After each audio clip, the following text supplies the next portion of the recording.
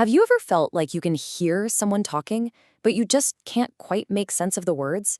Well, today we're diving into a fascinating condition that's all about that feeling. It's about hearing, but it's not really an ear problem. It's a brain problem. We're talking about auditory processing disorder, or APD. And really, this quote from audiologist Dr. Jack Katz just nails it. It's so simple, right? Auditory processing is what we do with what we hear. It's not about the sound getting in, it's all about what happens after it arrives. And that one idea, that's the key to this whole thing. You know, for most of us, hearing just happens. It feels automatic. But what if it wasn't? What if your brain had to struggle and fight to make sense of the sounds that your ears are picking up perfectly? That's the big question we're going to unpack together. Okay, so to get what goes wrong with APD, we first have to see what's supposed to go right. And honestly, it's incredible.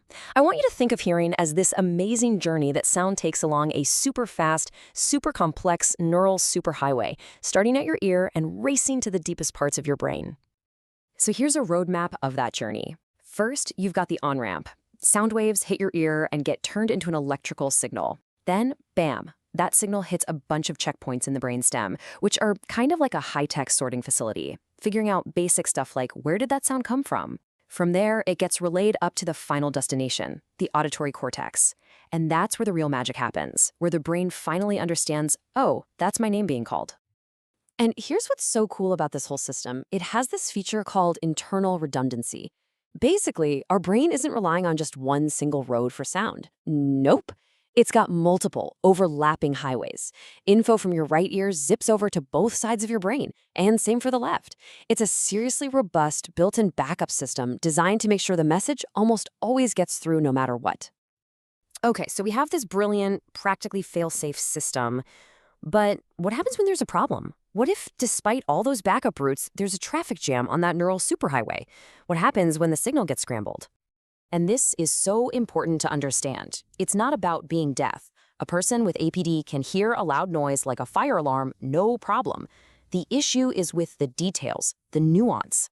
Imagine trying to listen to your favorite song, but there's constant static. Or trying to follow one conversation when it feels like 3 different people are talking in your ear at once. The sound is there, but it's all jumbled up and exhausting to piece together.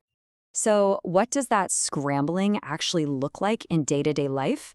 Well, it might mean you say, put your coat on the hook, but your kid hears, put your coat on the boat.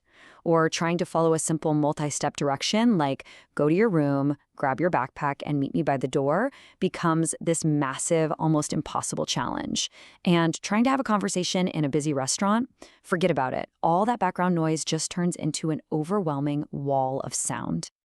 All right, so we've seen how sound is supposed to travel, and we felt what it's like when that signal gets garbled. Now, let's get a little more precise and put an official name on it. What exactly is auditory processing disorder? And, just as important, what is it not? So here's the formal definition. And the key part is right there. Even though hearing is normal, this is not an ear problem. Let me say that again. It is not an ear problem. The hardware, your ear, is working perfectly. It's the software, the brain's processing centers, that's having a tough time running the program. Now, it's super easy to get APD mixed up with something called language processing disorder, or LPD, but they're really different. With APD, the problem is telling the difference between the raw sounds, like sh and ch. The acoustic signal itself is fuzzy. With LPD, you hear those sounds just fine, but your brain struggles to attach meaning to the words they make. It's the difference between a bad radio signal and a crystal clear broadcast in a language you don't understand. And here's another really common mix-up: ADHD. A child with APD can totally look like they're not paying attention, but it's often because their brain is working in overdrive, just trying to figure out what was said. The inattention is a symptom of that struggle. Now, with ADHD, the auditory system might be working perfectly, but the brain's attention center just has trouble locking onto the information. Same behavior on the outside, but a totally different cause on the inside. So if it's not a hearing problem, and it can look like these other conditions, how in the world do you actually figure out if someone has APD? Well, it takes some pretty specialized detective work. Yeah, you definitely can't find APD with that standard raise your hand when you hear the beep hearing test. That just shows the ears work. Instead, an audiologist uses what's called a test battery, A whole series of tests designed to push the brain's listening skills to the absolute limit and see where the cracks start to show. They're not testing if you can hear, they're testing how well you can listen. And some of these tests are pretty wild. They might have you try to repeat sentences while a recording of a noisy cafeteria is blasting in the background. Or they'll test if your brain can notice tiny, split-second gaps of silence between sounds, which is essential for telling the difference between words like boat and coat. And one of the most common is called dichotic listening, where they play different numbers in each of your ears at the same time and ask you to repeat them all. It's a direct challenge to see how well the two sides of your brain are talking to each other. But here's the really good news. Getting a diagnosis isn't the end of the story. It's actually the beginning of a much better one. Because there are a ton of effective ways to manage APD and help the brain build stronger listening skills. So what does that look like? Well, management usually takes two different approaches at the same time, bottom-up and top-down. Think of bottom-up strategies as anything that makes the sound signal itself cleaner and clearer before it gets to the brain. It's like cleaning up the static on that radio signal. Then you've got top-down strategies, which are all about strengthening the brain's own ability to compensate, using memory, attention, and context to fill in the blanks, even if the signal coming in is a little messy. And here's a peek inside that toolkit. It can be something as simple as moving a student's seat to the front of the classroom, away from a noisy air conditioner.